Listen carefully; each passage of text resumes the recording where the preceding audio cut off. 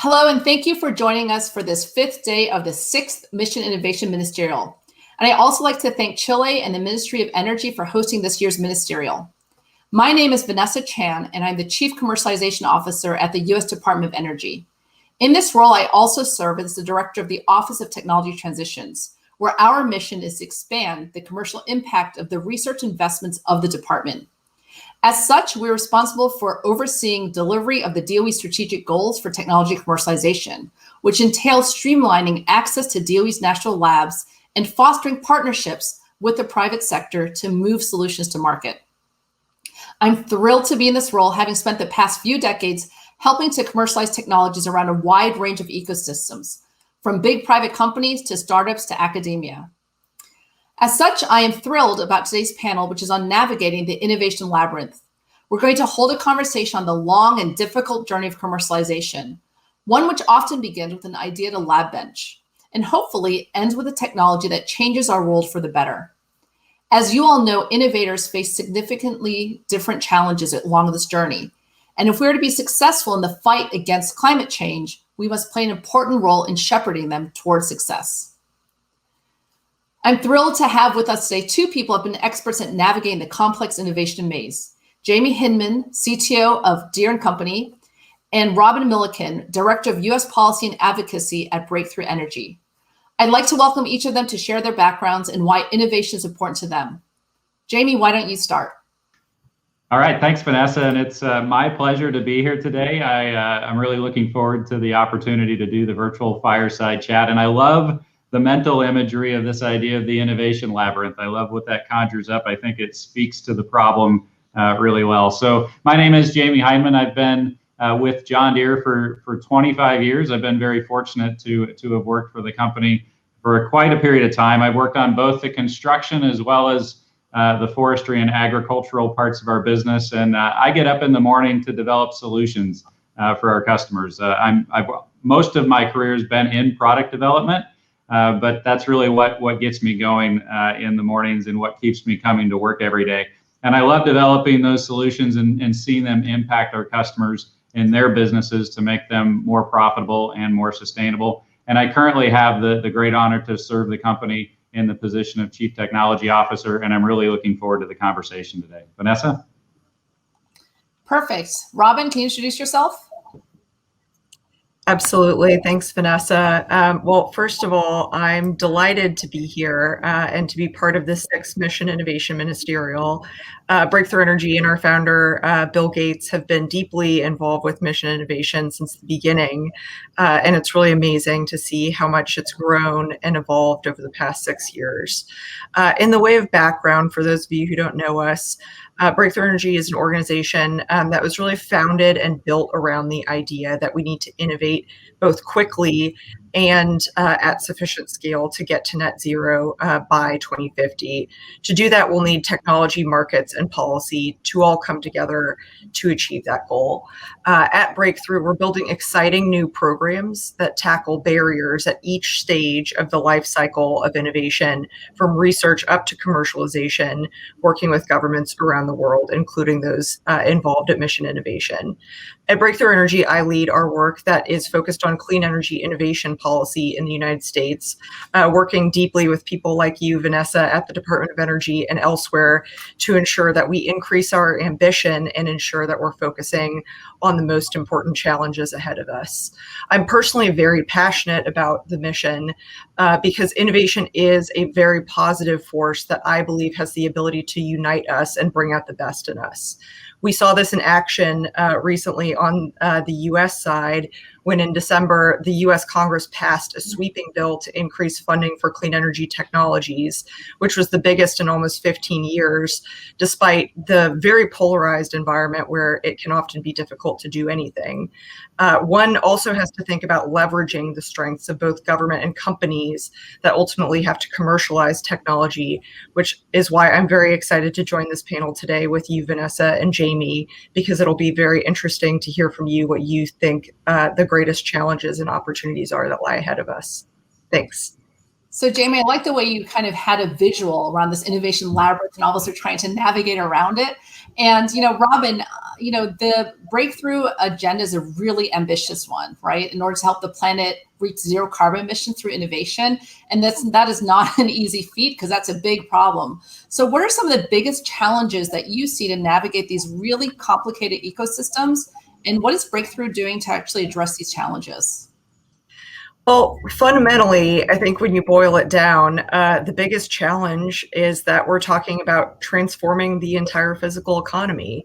And that is true not just in the United States, where we are, but also in the many places that are growing and want the same standard of living that we've enjoyed. So to me, if we look ahead, that means that we're going to need clean solutions from everything from power to agriculture, and that those solutions also have to be affordable enough to be used everywhere and in a very short time frame. So it's a massive challenge with many different actors, many different stakeholders, and depending on what problem you're trying to solve, you could be talking about dealing with lots of different elements. So I think the term innovation labyrinth really is an apt one in that regard.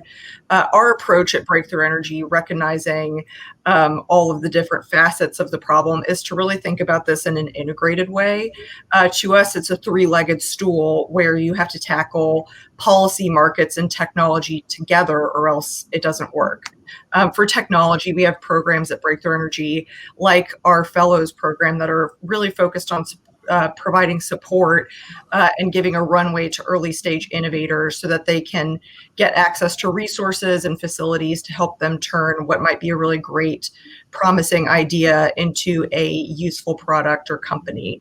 Once that technology is ready, then we have programs like our Breakthrough Energy Ventures investment fund that is really oriented toward helping companies with promising transformative technologies grow and scale up. Then when a company is ready to build their first project, we have programs like Breakthrough Energy Catalyst that will provide low-cost financing as well as grants to help them do that. And across the entire life cycle, of course, we're also working on supportive public policy that can ensure that technology and projects are deployed into an environment where they can be successful. And that includes both having resources at the early stage and as also having market shaping policy at the later stage to ensure that they can scale up. In each of these programs, we'll need to partner with both governments and the private sector to ensure that we're successful. So I'm really hoping that Jamie can comment on how he sees this working from the perspective of being at a major multinational company. Yeah, thanks, Robin. I think you did a great job of describing sort of the complexity of the problem. I might unpack it a little bit at a customer level using Deere's agricultural business maybe as a proxy.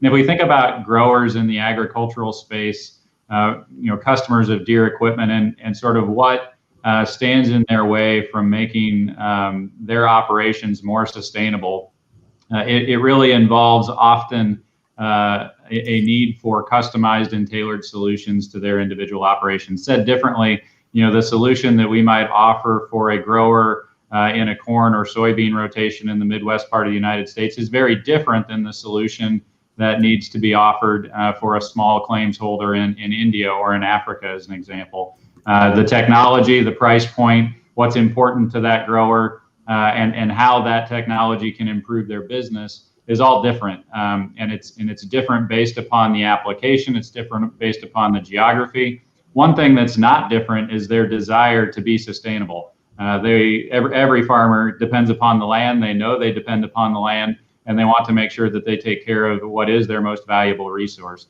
So our challenge as a company is really to take what is a very complex global agricultural production system and break it down and provide solutions that are tailored to fit the different constituents within that global system, and improve the value that they experience within their business as a consequence. And so, Jamie, you're the chief technology officer, right? And Robin just described this three-legged stool. I love all of the visuals we have on this panel, right? And so there's policy, technology, market. And so talk to me a little bit about, how the CTO role has kind of evolved as you're trying to navigate this complex labyrinth. Are things, on policy becoming more prevalent? How do you talked a little bit about the market needing to customize solutions. How are things evolving on that three-legged stool and the way in which you guys tackle these big problems? Yeah, I think certainly, Vanessa, I think policy has a role to play, right, in this. It can be a macro driver of changes in the marketplace that are super helpful for accelerating the pace of change.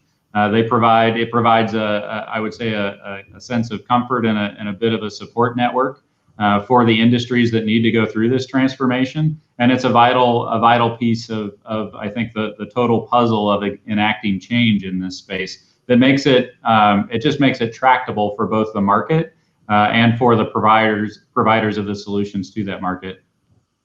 One of the things that's exciting for me right now in terms of the timing of when we're trying to tackle the climate agenda is it's not just policy that's being set around this, but we're seeing people like chief sustainability officers are now real roles in big private companies. We're seeing companies starting to raise their hand, like, hey, we're making these commitments. And oftentimes they don't have the line of sight of how they can actually get there. So Robin, talk to me a little bit about, breakthrough. And as you look at these big, bold moves being made in the private sector with claims of, we're going to get to these types of goals by a certain date, but quite frankly, many of them don't know how to get there. What are things that you're doing to help them navigate the complexity around trying to achieve some of those targets? Yeah, I think that, there are a few different things that are, important in this regard. I think, first of all, is identifying the role that companies can have, right? Because I think there's a sort of outdated view that some hold that, companies are just the sources of, money for these things. But in reality, there's a lot of different, productive roles that we see, the private sector playing. Companies, for example, are buyers of innovation, right? So they can use their own internal, procurement policies to buy clean materials for infrastructure projects and buildings or fuels for their fleets. They are also, of course, suppliers of innovation. So companies can, invest in their own research and development to ensure that they're providing a pipeline of technologies to the marketplace, and also, can work with smaller companies, through acquisitions or, direct investments to ensure that, great startups are supported. And then lastly, of course, companies can also be investors in innovation, by funding projects like what we hope to get off the ground at Breakthrough Energy Catalyst. So there are a lot of different productive roles that companies can play. I think the challenge is really identifying, how do we get together and, get organized around the highest, priority challenges, because there are a lot of different possibilities. There are a lot of different stakeholders, as we talked about earlier.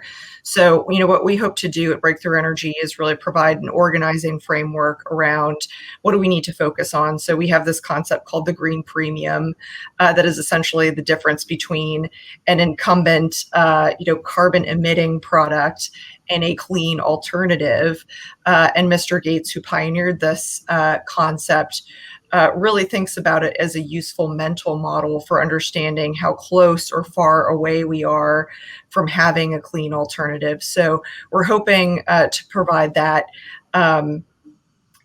framework as a way for, us to organize around partnerships with industry to say, okay, if we really know that we're pretty far away from having good solutions for things like steel and cement, let's work together on that challenge through things like our Breakthrough Energy Catalyst program. So the organizing framework and strategy is one piece of it. I also think it's really important to have platforms that allow us to network together. So I think that's the great thing that Mission Innovation has really done over the past 6 years, is bring together governments and the private sector increasingly around specific challenges to say, let's work together. So I think, the strategy and organizing frameworks are a big piece of the puzzle that we need to address. So this idea of the green premium is a good one. If you talk to consumers and others, they are all about sustainability, but if you want them to spend more money, it's a little bit more of a challenge for it. And so Jamie, talk to me a little bit about, your constituents and, how do you convince them that sustainability is an important thing to do? How do you help them, especially if it might cost a little more money for those solutions? And are there ways in which, you're thinking about trying to tackle a little bit of that tension behind sometimes sustainable solutions may cost a little more than the existing solutions, which are not sustainable? Yeah, so we think about it, in the context of our customers' business frequently, and maybe I should take a step back and touch on a point that Robin made about companies trying to be net zero. We also aspire to be net zero within the four walls of Deere, but we also recognize that our impact on global sustainability is far more reaching when we can impact the lives and the businesses of our customers across global agriculture than just our own business. So we talk about it in the context of net zero and net zero plus being the impact that we can have with our customers. And to your point, Vanessa, every customer is worried about the economic viability of their business. And so in the ag world, that's often thought of in the context of all the inputs that they have to put in to their production versus the output, how many bushels of corn or beans or cotton bales, whatever they might produce at the end of a growing season. And so it has to make economic sense for them in the end. And so what we are focused on is trying to put technology into their hands that enables them to make a better business in the end. A good example for that in our space would be a technology we call See and Spray. It's using computer vision, machine learning algorithms in order to sense in a large scale agricultural operation what weeds are and what crop is. And today we broadcast spray chemical across the complete field. Not a terribly sustainable operation. See and Spray enables us to spray only the weeds, right? And so from a customer's perspective, they pay more for the technology, but it ends up reducing their overall input costs. They pay less for the chemicals and they have to spend less time in the field, et cetera, and so on. So the economics work for their business. They're willing to invest in the technology because it's better for their business. At the same time, it's better for the environment. It's a more sustainable approach to agriculture. And so our efforts are aimed at trying to figure out what those win-win-win technology opportunities are and then make them as available as possible and as quickly as possible so that we can all recognize the benefit.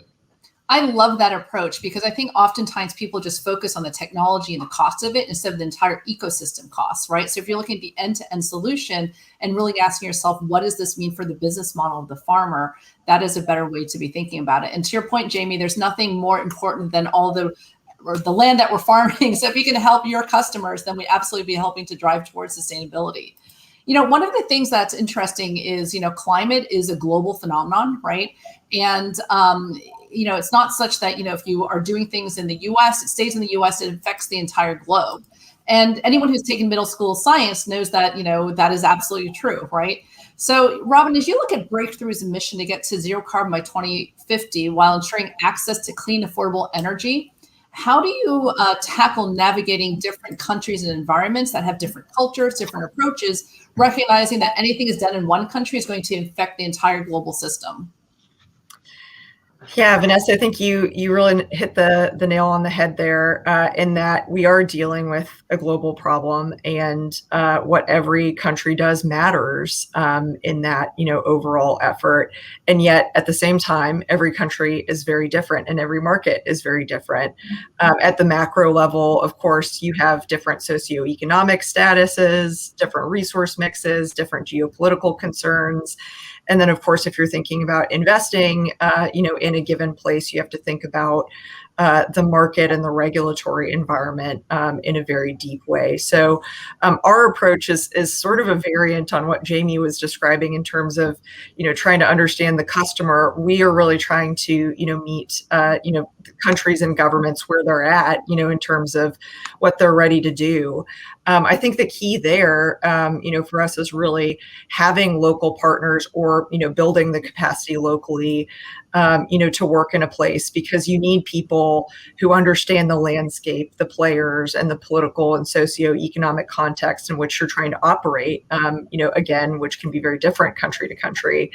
One thing I've found in working at Breakthrough Energy is that, for example, the US and European governmental construct is very different in a lot of ways. So in Europe, you have not just the European Commission level government to work with, but then you also have member state interests that very much come into play. So, doing work there would definitely, in my estimation, not be possible or as productive as it's been if we didn't have colleagues in our Brussels office to work with, because I think we'd really struggle to know who are the right people to talk to, or the right partners to engage locally. That said, we are very much aware that while Breakthrough Energy is a global organization, we can't be everywhere at once.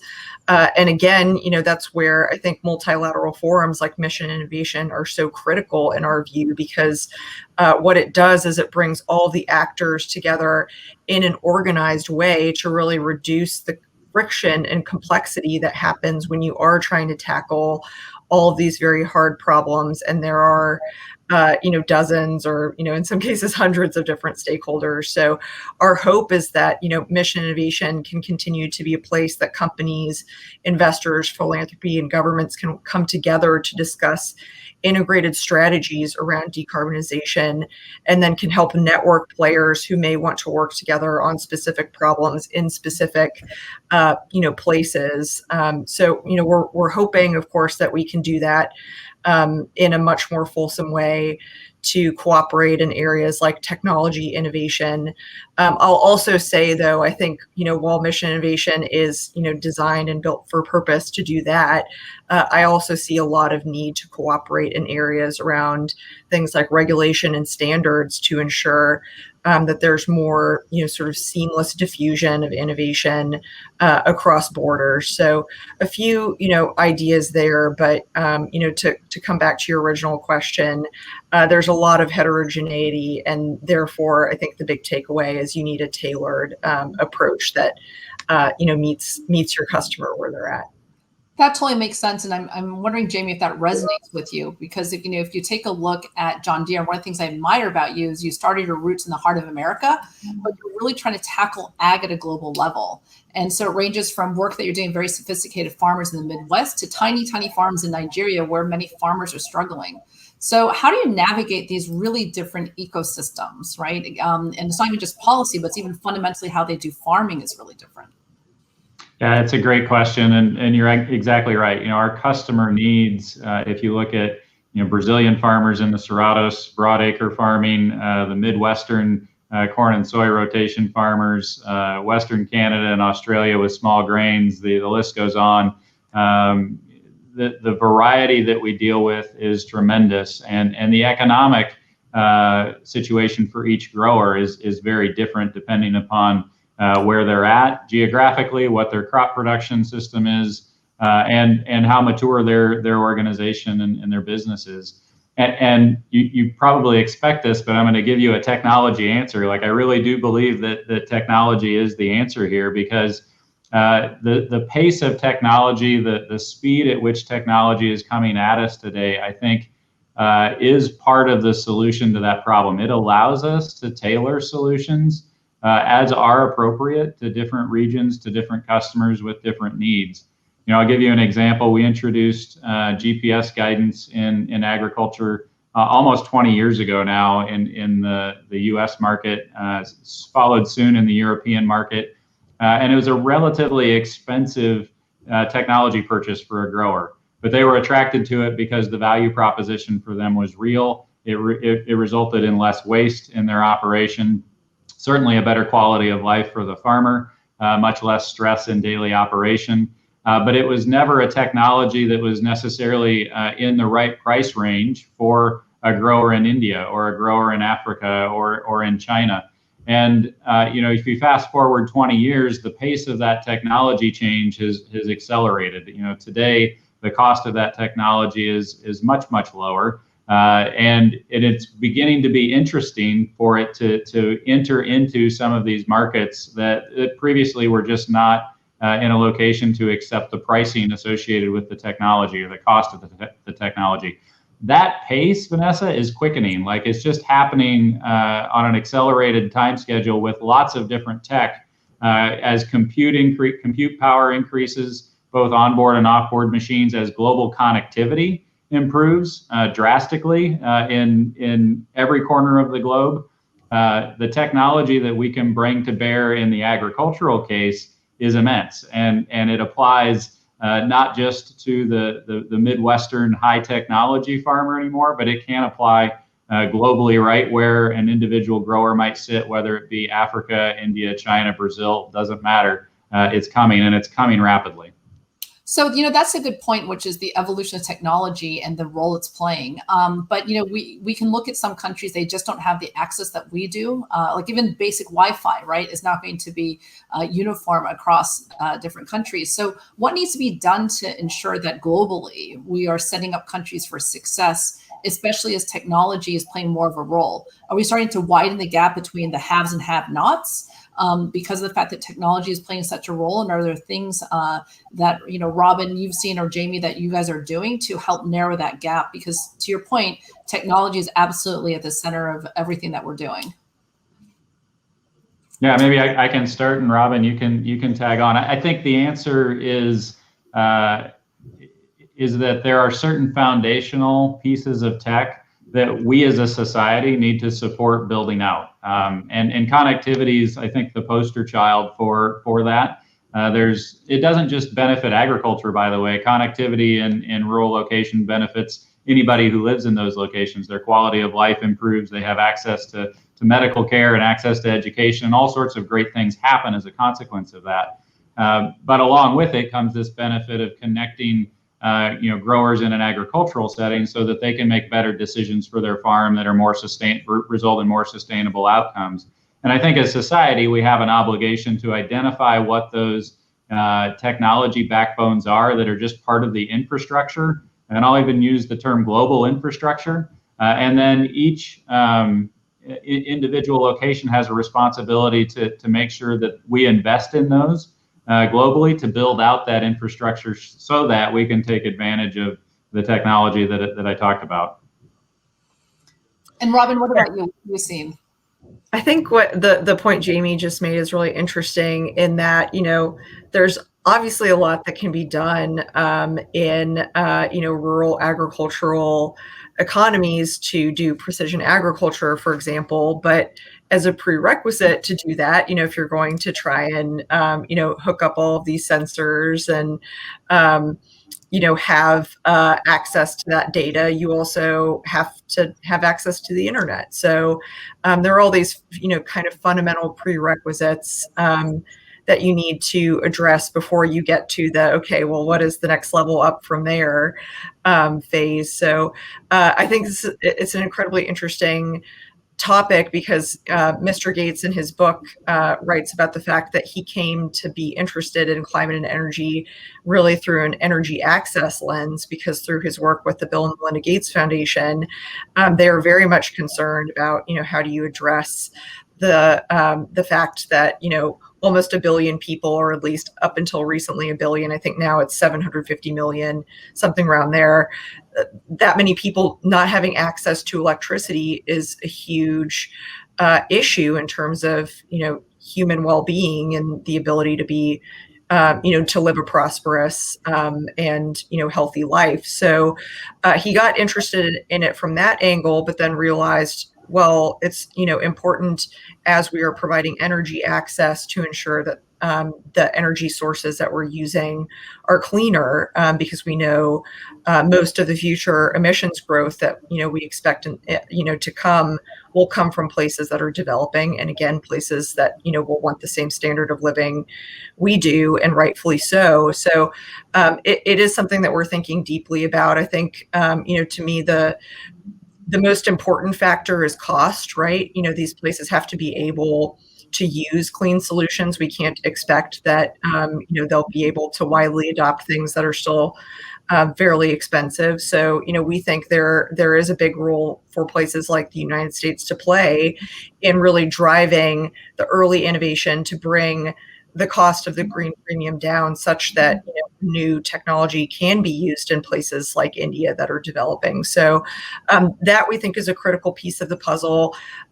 Not to say, though, that there can't be great things that are done directly, by a country.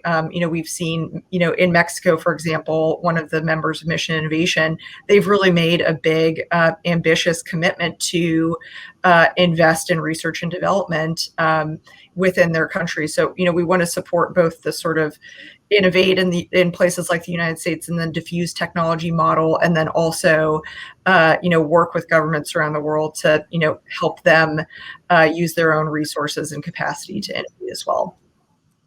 Yeah, I think that's, super critical, and as I think about Department of Energy, we have an EJ40 initiative where we want to ensure that 40% of the impact that we are having in the work that we're doing is going to economically disadvantaged communities. And so this includes making sure there's access. And so we have a Indian Energy Group that's also looking at that, as well as work that's being done by the EJ40 team. So I think that's really fundamental. One thing that, Jamie, you had alluded to, which really resonates with me, is that the world's evolving at a speed that's even hard for us to see or imagine. I remember talking to someone who retired 15 years ago early. And the reason why was he said, look, it used to be when I was in business in China, I would get a fax and that's it. I might write a fax back. But when I was away, that was it, right? I was away. And now when I'm away, I'm doing meetings, right, during the entire time I'm awake. And then when I get home, when it's time to go to bed, I'm answering emails from halfway around the world. And so, business is much more challenging because now we're 24/7 and this clock speed of innovation is only increasing. So I think it's really changed the context of how we work and innovate. So wanted to, understand a little bit, Jamie, how you're thinking about things and how things have evolved at John Deere with this clock speed and the way in which you guys are doing work. Yeah, I love the question, and I'll give you the same response that I tell my folks internally. There was a point in time where the skill sets that we sort of entered the business with were the skill sets that we relied on for the rest of our career, and that time's over. We are in a time period where we continually have to reinvent ourselves and reinvent the skills that are useful to developing the technology of the future. And I actually think that challenge is exciting. Like, that gets my creative juices going. And maybe a very practical example in that space, Vanessa, that's pertinent to the technology world is software is the new foreign language or another foreign language in our business, and you have to learn it. You have to be able to be conversant in multiple languages of software. You have to know where they're appropriate. You have to be able to utilize them to create the technology that's moving forward. And that's true in our business, not just if you're responsible for developing the software that goes on our machines and is evident to customers through a user experience, user interface, but it's also necessary for folks that are working in our factories so that they can write better automation capability to make the factory more efficient and less wasteful. It's true for folks that are working in our HR functions so that they can do better data analysis to better serve our employees. I think the world's at our fingertips once we understand how to code. And so for me personally, the developing software skills is one of those things that I take personally. So I'm actively learning Python at the moment. And I'm doing that not because I don't know any other languages, computer languages, but because that one's becoming prevalent enough in modern technology that I feel like I'm being left behind if I don't understand it and know how to make it work. And I also connect better with the folks that are really responsible for developing the great technology that Deere's developing at the minute. But I think that speaks to this broader need for us to be technology, the ability for us to understand technology. We don't have to be deep experts in it necessarily, but we have to be conversant with it. And I think that's just a growing need that we all have and a challenge that we should all take up. Jamie, I'm just having this visual of you going in and debugging some Python code that one of your engineers like, move over, I got this. I now know how to do this. And they know it far better than I do, Vanessa. But the funny thing is I have vivid memories when I was a kid, and my mom had this stack of punch cards when she had her programs, and then I would use them as bookmarks and coloring and all that. And I'm not that old, but if you think about kind of where we've gone from punch cards over to coding, it's pretty crazy. So can you talk a little bit, Jamie, about any of the things that you're doing to upskill your workforce? Because the things that we learned in school even 10, 20 years ago are not the skills necessarily you need now. So how do you kind of in motion actually make sure that your workforce has the capabilities they need to keep up? Yeah, I think maybe the best example internally for us is the effort that we're putting into training all parts of the organization in artificial intelligence, machine learning techniques.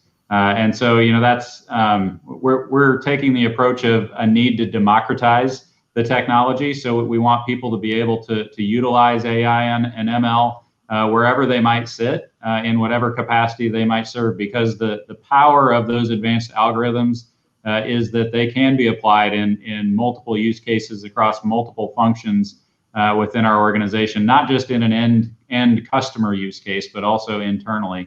And actually what I've seen is that people gravitate to that, right? They want to learn new things. And so we have examples of folks that work in our factories that are taking Raspberry Pis and video cameras and connecting them together to identify visually what parts are coming into the factory and what real-time inventory looks like, right?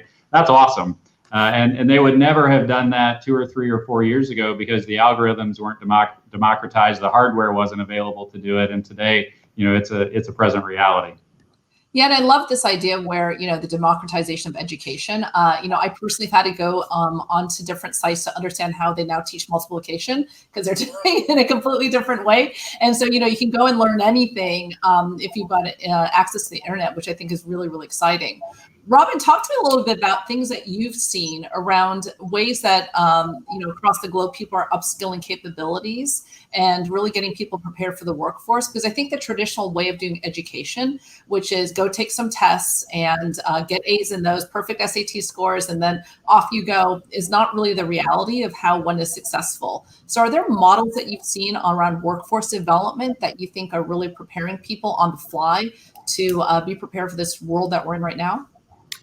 Yeah, it's a super important topic, Vanessa. I think, one important element of this that I wanted to touch on is that, I think it's really important to be clear that, innovation isn't something that is confined exclusively to people in white lab coats that are, in STEM careers. Obviously, that is a big part of it, right? To ensure that we've got a, steady supply of new, breakthrough ideas, but you also need people, once the thing has been invented, you need people that can help construct the facility to, operationalize the technology. And then you need people after that in the sort of mid-skill domain to help operate the plant. So, that's something that I think is sort of lost in the conversation, but is really important to illustrating to people and convincing them of the value of investing in innovation, that it presents opportunities for many different types of people in the future. For the people who want to learn how to code and, build robots, great, but there are a lot of different ways to participate in the new economy.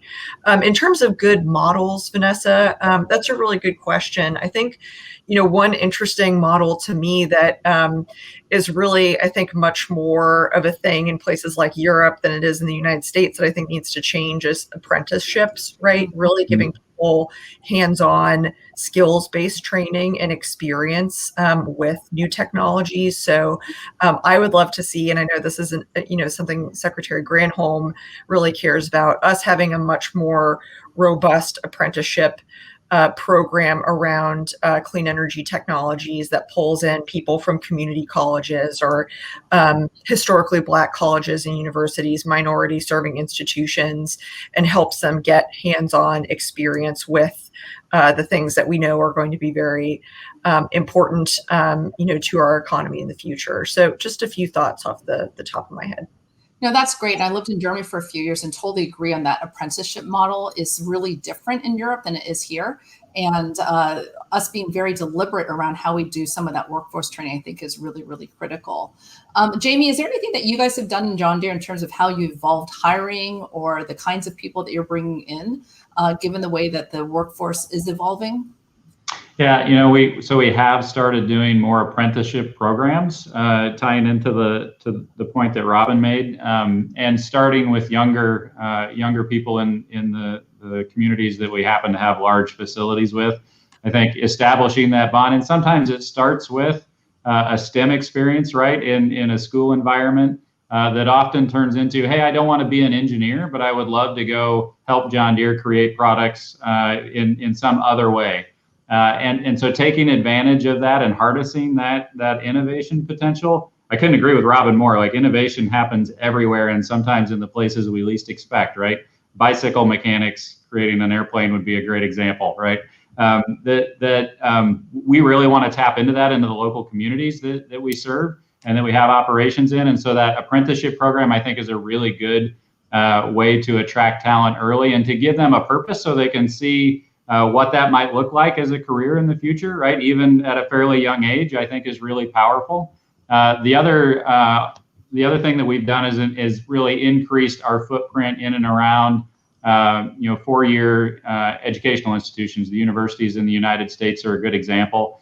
Creating technology demonstration facilities in those locations so that we can attract students that are in those locations. And have them do productive, useful work without ever having to leave the confines of a college campus, right? They're working on Deere projects, right with shoulder to shoulder with Deere folks virtually in some cases, but they're doing meaningful work. And that gives them also an opportunity to shape their educational career. In particular, if they have that experience early in their educational career, they have an opportunity to pick different electives and maybe to take a different path educationally than they might have had without that experience. So those are just a couple of ways, Vanessa, that I think have been pretty impactful recently in us sort of improving the quality and the numbers of folks that we need in order to create the technology of the future. That's fantastic. And last few minutes, I'm going to get personal, which is how I always like to end things. If you had to think about yourself, say 10 to 15 years from now, what are you personally doing to get yourself ready? Are there skills that you don't have today that you think you'll need besides Python programming? I'll start for myself personally. I've been astounded as a mom of a 12 and 15-year-old how much information they get from social media. And so I'm really trying to understand the way the next generation is absorbing information, because I think the way in which they are educating themselves and learning is completely different than how even folks were doing it 10 years ago. And so I'm aspiring to learn more about how that entire universe works. Robin, what about you?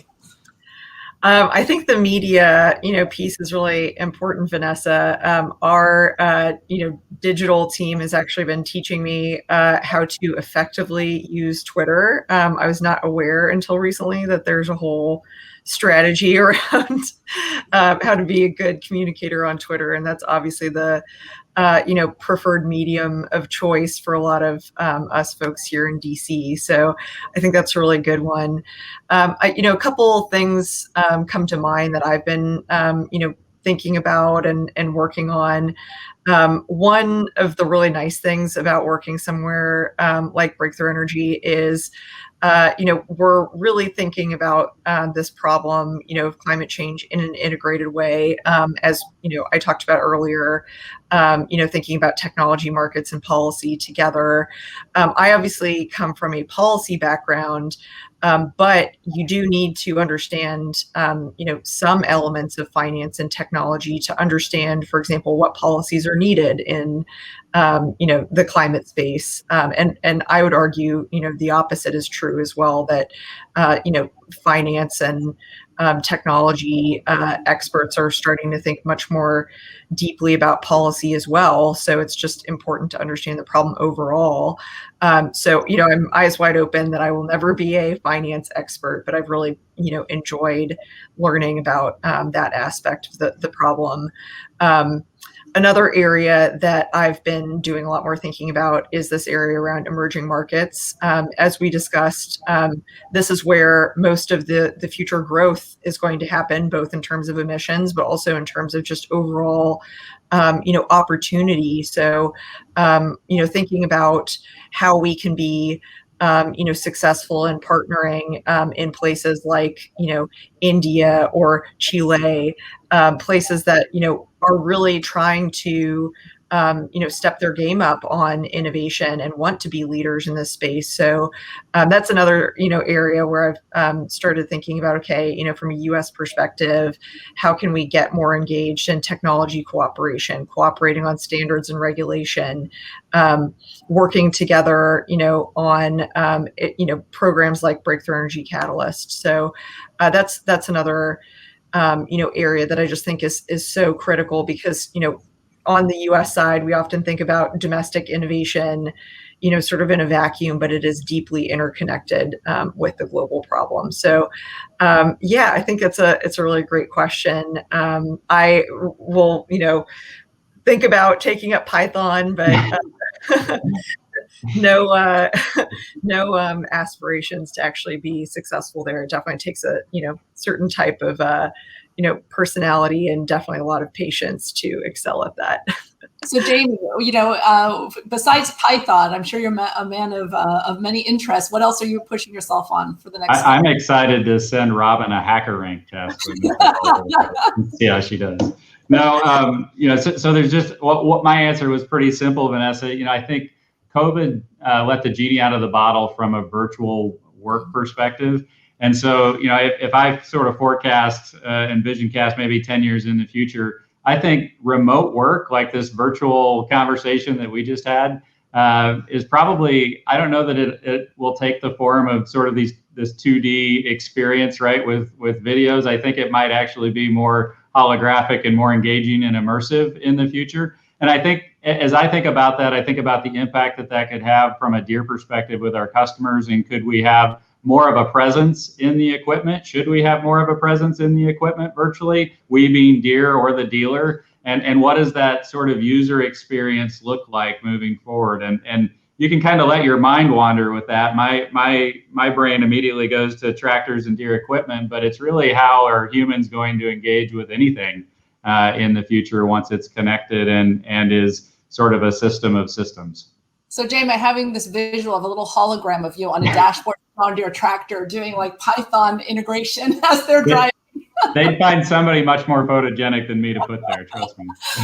So thank you guys. That was a fantastic session. We covered everything from three-legged stools to Python coding to how we're going to retrain the workforce.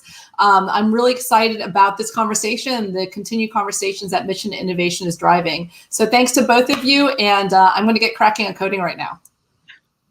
Thanks, Vanessa. Thanks, Vanessa.